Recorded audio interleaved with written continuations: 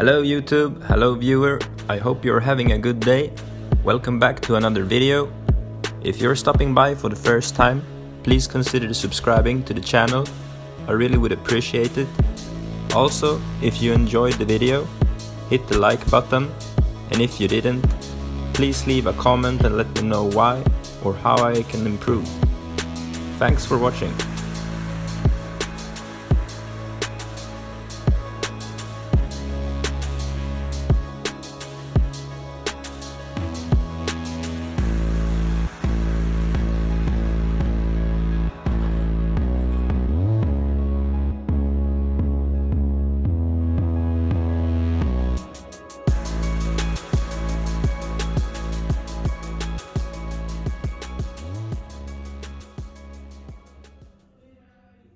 Hello friends, I hope you are doing well.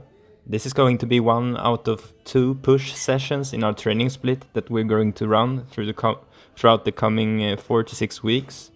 I will be going through some of the basics of the training principles behind this program and how we train. And in the background you can basically see for yourself. The purpose of this training cycle is muscle hypertrophy and to add size and muscle mass. The split that we will be running is legs on day 1, push on day 2, pull on day 3, and cardio and rest on the 4th day. And then we will repeat that cycle for 4 to 6 weeks until we start to hit failure. As you can see, the split is not totally tailored to fit into 1 week, since we are going to do legs, push, pull, and the rest cardio day. So the different workouts will happen on different days throughout the week, which is totally fine. We will start out by going through our first 6 days of training with around 3 to 4 reps in reserve. That is 3 to 4 reps from failure. And then we will add reps and sets as we complete each session until we reach our maximum recoverable volume and start to hit failure. When that point is reached, we will deload and repeat the whole process.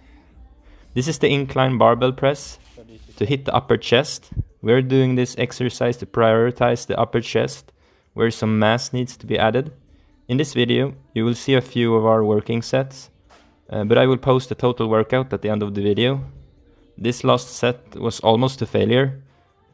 So next time my brother will adjust the reps a little bit so he can manage his fatigue and make sure that he'll last through the whole training cycle and can add some volume as we go. Speaking of training volume, i.e. the total amount of work from sets and reps, is one of the main drivers for hypertrophy, guys. The progressive overload will therefore mainly come from adding working sets session to session and reps closer to failure each session. This will bring us closer to the maximum recoverable volume.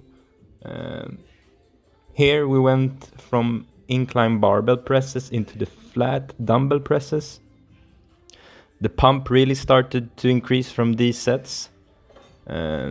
Notice that we don't train here for maximum load or maximum weights or anything. We pick the weights that gives us the best ability to isolate the target muscle, get a good peak contraction, a safe stretch, and enough time under tension. We primarily train in the 8 to 15 rep range. Again, with a few reps in reserve, especially now in the beginning of the training program. We're trying to make every rep count, and we are trying to make them equally as effective. We want them to be as effective as possible. No trash volume. Controlling and even slowing down the eccentric part of the movement for that constant tension on the working muscle. This is often neglected, especially by people who are used to train for strength only, which is totally understandable. We're not trying to impress anybody with the weights we use here. The load itself isn't that important in this case. We're trying to teach people who want to optimize their hypertrophy training and grow muscle. That's the purpose of this type of training. As you maybe noticed, my brother dropped the weights significantly from his first set. We want to hit different rep ranges, usually going from the lower into the higher. And as the muscle starts to fatigue, you need to drop the weights a bit in order to maintain that good technique, but still being able to hit the higher rep ranges. It is, of course, important to keep track of what weights you're using, which we do in our training journal, but the weights themselves are mainly used as tools for creating the best possible tension, muscle pump, and muscle fiber damage. I'm not trying to trash talk heavy weights and high intensity. Some people respond really well to that type of training, but it can come with a cost of higher injury risk and a lot of systemic fatigue. So we usually go for one or sometimes two heavier sets, and with heavier sets that's still about around 8 reps and increasing. So we still stay in the hypertrophy rep range, and then we lower the weights from there. You don't want to sacrifice your technique just for lifting heavier weights when you're training for hypertrophy. After flat dumbbell presses, we did some isolation work. This was the last exercise for the chest in this training session. Wrapping up the chest training with an isolation fly type of exercise can be a really good way to finish off the pecs. We don't have access to a proper pec deck machine, but this one is still pretty good. You get a nice stretch and a good contraction. We are trying to hit the chest muscles from different angles each training session. By doing inclines, we use barbells for the more overloading stuff, the heavier work, dumbbells for a really good and deep stretch, good range of motion with dumbbells. And we also utilize these machines to isolate and focus on the mind-muscle connection.